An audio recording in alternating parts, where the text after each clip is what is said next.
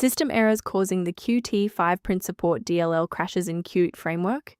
I'm Sophie Chen, a senior Windows support engineer. Let's troubleshoot the gap and automate the repair. Before we walk through the qt5printsupport troubleshooting, you can access a utility focused on providing a clean system environment. This is the qt5printsupport, the qt5printsupport module.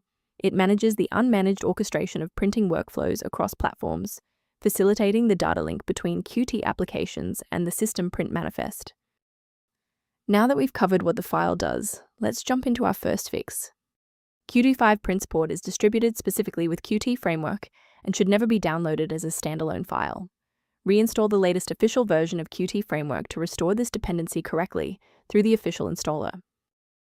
If the setup package didn't provide a resolution, we need to look under the hood at how your system handles current session configurations. A simple restart can resolve file-in-use errors that mimic a missing qt5printsupport message.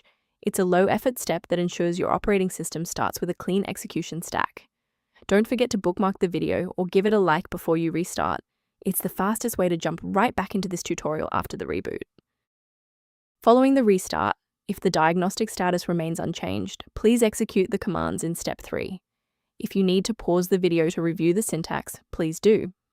If the restart didn't fix the library error, we need to manually repair the specific C++ redistributable package. First, go to Control Panel, then select Programs and Features. Second, find every Microsoft Visual C++ redistributable, 2005 through 2022. Third, right-click each and select Change, then select Repair.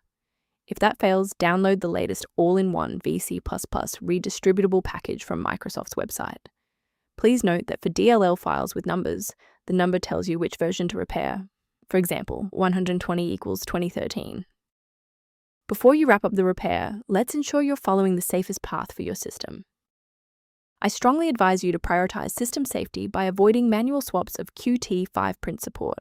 Third-party DLL sites are a primary vector for hackers to inject ransomware directly into your operating system's core.